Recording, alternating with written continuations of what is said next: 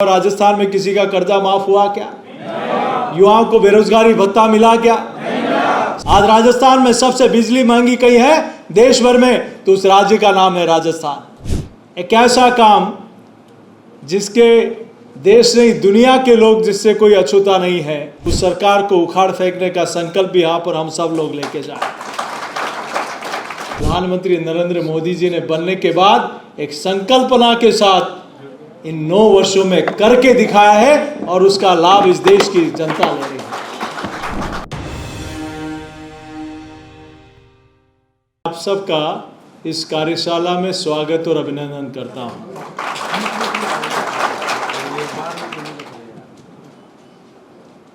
Media के सभी साथीगण, आज की ये कार्यशाला और अमित मालवीय जी की उपस्थिति मुझे लगता है कि एक नई धार और एक नई ऊर्जा के साथ ये हमारे साइबर योद्धा पूरे राजस्थान में घूमकर आप न सिर्फ पार्टी के कार्यकर्ता हो, बल्कि भारतीय जनता पार्टी के ब्रांड एम्बेसडर भी आप लोग हो, जो आदरणीय नरेंद्र मोदी जी की सरकार को नीचे तक पहुंचाने का भी काम करोगे, तो राजस्थान की इस नकारा और निकम्मी सरकार को उखाड़ फेंकने का भी काम आप लोगों के माध्यम से होगा। क्योंकि एक सोशल मीडिया एक ऐसा काम जिसके देश नहीं दुनिया के लोग जिससे कोई अछूता नहीं है। व्यक्ति सुबह उठता है तो सबसे पहले अपना मोबाइल चेक करता है और सोने से पहले भी वो सोशल मीडिया पे एक्टिव रहता है। कुछ ही मिनटों में, कुछ ही सेकंडों में देश और दुनिया की खबरें हमारे सामने होती हैं, आंखों के सामने होती है।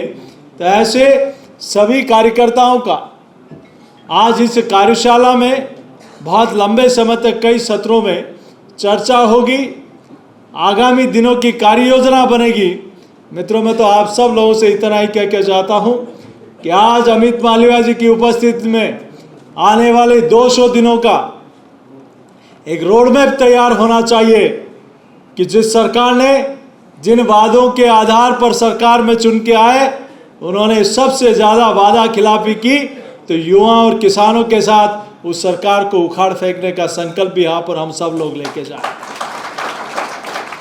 क्योंकि देश में नरेंद्र मोदी जी की सरकार बनने के बाद एक अंतर मैं आपके बीच में 10 मिनट में अपनी बात को समाप्त करूंगा।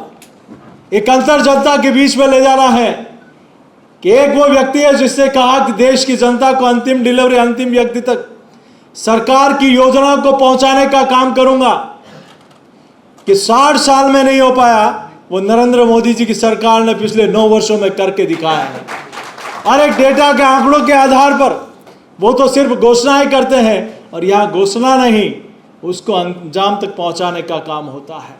आप एक देखिए कि 60 वर्षों के कालखंड में जितने प्रधानमंत्री आवास नहीं बने, जितने जनधन के खाते नहीं खुले, जितने उज्ज्वला के कनेक्शन नहीं मिले, जितने शौचालय नहीं बने, उतने प्रधानमंत्री नरेंद्र मोदी जी ने बनने के बाद एक संकल्पना के साथ इन 9 वर्षों में करके दिखाया है और उसका लाभ इस देश की जनता ले रही है।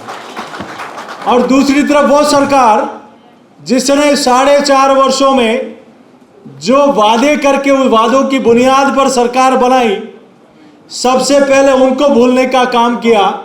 हमें अंतर जनता के बीच में इन बातों का पहुंचाना है।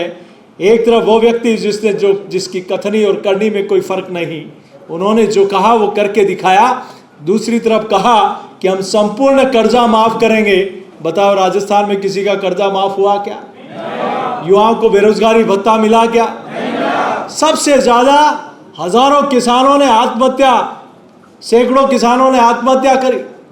आज युवाओं के हौसलों को तोड़ा गया और आरपीएससी जैसी पवित्र संस्था में भ्रष्टाचार का अड्डा बनकर लाखों युवाओं को ठगा गया।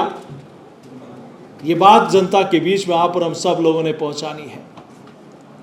हम लोगों को इस बात को भी पहुंचाना है कि एक तरफ ये राजस्थान की सरकार है जो राम दरबार को तोड़ने का, जेसीबी से, बुलडोजर से तोड़ने का काम करती है, तो दूसरी तरफ नरेंद्र मोदी जी की सरकार है जो अयोध्या में भव्य रामलला मंदिर बनाने का काम करती है। हमने इस बात को भी ले जाना है कि ये सरकार है राजस्थान की जो शिव मंदिर को ड्रिल मशीन से तोड़ने का काम करती है अलवर में, और दूसरी तरफ नरेंद्र मोदी जी की सरकार है जो आजादी के इस अमृत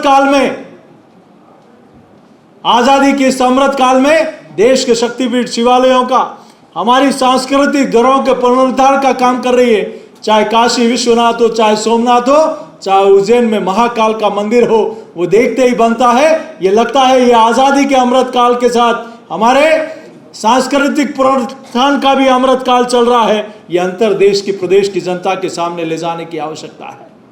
जिस प्रकार से आप और हम सब लोगों ने देखा है कि वीर शिरोमणि महाराणा प्रताप हो, चाहे महाराजा सुहेलदेव हो, चाहे पृथ्वीराज चौहान हो, चाहे शिवाजी महाराज हो, भगवा ध्वज पताका लेकर हाथ में उन्होंने मुगलों को परास्त किया। दुर्भाग्य के राजस्थान में उस भगवा पताका फहराने पर भी प्रतिबंध लगाने का दुस्साहस राजस्थान की सरकार कर रही है।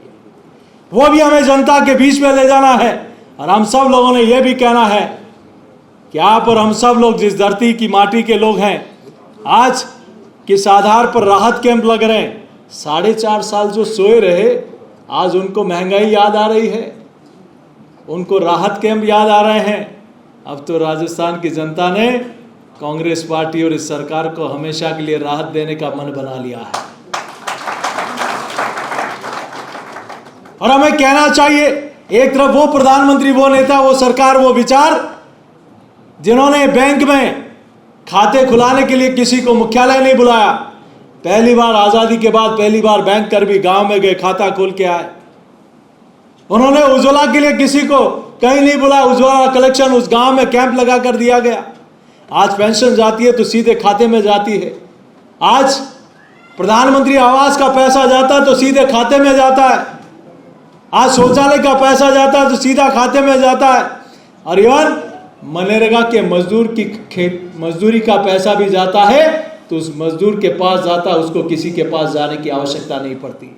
ये पहली बार लास्ट वन डिलीवरी, अंतिम व्यक्ति तक योजनाओं का पैसा, जननी सुरक्षा हो, सुकन्या समृद्धि हो, अनेक योजना हो, उन योजनाओं का पैसा सीधा खाते में जाता है। और दूसरी तरफ वो सरकार है जो 50 यूनिट से 100 यूनिट का लाभ लेना है तो आप दूर तक बस का किराए, बस में बैठकर, ट्रेन में बैठकर, पैदल चलकर उस बुजुर्ग को उस कैंप में आने के मजबूर कर रहे हैं कि तुम्हें मैं 50 से 100 यूनिट बिजली फ्री दे रहा हूं, तुम्हें इस कैंप में आना पड़ेगा। और 101 आ गया तो मैं वापस तुम्हारे से 101 का पैसा वसूलूंगा। जिन बिजली के तारों में बिजली का करंट नहीं, बिजली के बिलों में करंट आ रहा है, वो राहत देने के लिए आप कैंपों में बुजुर्गों को बुला रहे हैं। किस आधार पर आप सरकार को, आपने 4.5 वर्ष, आज राजस्थान में सबसे बिजली महंगी कहीं है देश भर में तो उस राज्य का नाम है राजस्थान। आज देश भर में सबसे ज्यादा महंगा पेट्रोल किसी प्रदेश में है तो उस राज्य का नाम है। आज देश भर में सबसे ज्यादा डीजल कहीं महंगा है तो उस प्रदेश का नाम है राजस्थान। आज पूरे देश भर में सबसे ज्यादा महंगी बिजली कहीं है। उन्होंने मैनिफेस्टो में कहा था कि हम 5 वर्ष में बिजली का 1 पैसा भी पर यूनिट नहीं बढ़ाएंगे, लेकिन आज कितनी बार बिजली का दाम बढ़ा दिया। मैं आपके बीच में ज्यादा कुछ नहीं कहते हुए, आज हमारे पास नमो एक ऐसा फीचर है जिसके बारे में माननीय प्रधानमंत्री जी की कल्याणकारी योजनाओं में और जिस प्रकार से देश का वैभव पूरी दुनिया में बढ़ा है। एक समय था भारत दुनिया की तरफ देखता था कि दुनिया क्या कहेगी उसका अनुसरण भारत करेगा। अब समय बदला है 9 वर्षों में, आज दुनिया भारत की तरफ देखती है कि भारत क्या कहने वाला है, भारत के प्रधानमंत्री क्या कहने वाले हैं। यह अंतर पिछले 9 वर्षों में दुनिया में आया है। और आप और हम सब लोग सौभाग्यशाली हैं कि हमारे लोकप्रिय नेता, आज देश ने दुनिया में सबसे लोकप्रिय नेताओं की सर्वे होता है, उसमें आदरणीय नरेंद्र मोदी जी का नाम 1 नंबर पे आता है। यह आप और हम सब लोगों के लिए गर्व की बात है। हमें जवाब देना होगा गलत प्रस्तुतिकरण का भी। आज जानबूझकर कई जगह एक पर्यटन वाले नेता ने कल एक ट्विटर हैंडल पे कुछ डाला कि भाजपा की रैली में ये, उनको ये देखना चाहिए कि भाजपा की रैली में तो कुर्सियां भरी रहती है। राहत कैंप में आपकी क्या हालत है, थोड़ा आईना उठा के देख लो। हमें इस बात का भी आगामी दिनों में जवाब देना है कि आज चाहे ट्विटर हो, फेसबुक हो, इंस्टाग्राम हो, व्हाट्सएप हो, सब पे हमारी त्वरित गति से हमारी योजना और इस नाकामियों को लेकर जिस प्रकार से ये टीम काम करती है, आज बहुत मुस्तैदी के साथ, बहुत तैयारी के साथ आगामी 200 दिनों का रोड मैप तैयार करके हम सब लोगों ने काम करना है। मैं आप सब लोगों के बीच में इतनी ही बात कहूंगा कि 30 तारीख को मन की बात का प्रोग्राम है, 100वां संस्करण। आप और हम सब लोगों को खुशी होनी चाहिए कि राजस्थान के भी कई सांस्कृतिक, धार्मिक और ऐसे अनेक स्थानों का उल्लेख माननीय प्रधानमंत्री जी के मन की बात के कार्यक्रम में हुआ। पद्मश्री, पद्म विभूषण प्राप्त लोगों से चर्चा हुई, उन प्रगतिशील किसानों से चर्चा की और उन्होंने माननीय प्रधानमंत्री जी ने बेटी बचाओ बेटी पढ़ाओ अभियान के बारे में चर्चा की, कृत्रिम अंग के प्रत्यारोपण के बारे में चर्चा की। माननीय प्रधानमंत्री जी जो अपनी बात को मन की बात में कहते हैं, पूरा देश उसका अनुसरण करता और उस दिशा में भारत आगे बढ़ता जाता है। मित्रों, ये देश की जनता के साथ, करोड़ों लोगों के साथ चर्चा का एक बहुत बड़ा प्रोग्राम है और हमारी उस प्रोग्राम में भूमिका हो कि कैसे आज मुझे पिछले 4-5 दिनों से लोगों के, जनप्रतिनिधियों के लगातार फोन आ रहे हैं, भाई साहब हम कहाँ, हमारे बूथ पे, हमारे शक्ति केंद्र पे, हमारे खेत पे, हमारे होटल में, हमारे सामाजिक भवन में, सब जगह हम लोग कार्यक्रम कर रहे हैं, क्या करना है। आप ये देखिए कि उस कार्यक्रम में, ये ऐतिहासिक कार्यक्रम जिसमें पूरा देश इस 100वें संस्करण को सुनना चाह रहा है, आज हमारा माननीय अमित जी उस बारे में पूरा विस्तृत रूप से आपसे चर्चा करेंगे। आइए आप और हम सब लोग हमारी सरकार की योजनाओं को नीचे तक पहुंचाने का जो संकल्प आप और हम सब लोग आज लेके जा रहे हैं और अभी तक उस काम में हम लोग बहुत मुस्तैदी से काम कर रहे हैं, आगामी 200 दिनों का रोड मैप बना के जाए और इस नकारा और निकम्मी सरकार को इतनी राहत देनी है कि 50 सालों तक राजस्थान में इनको नाम लेने वाला कोई नहीं मिले। तैयार है हम सब लोग? तैयार हैं? उठाए दोनों हाथ और जयघोष करें, बोले भारत माता की, भारत माता की। बहुत बहुत धन्यवाद। इस विषय में माननीय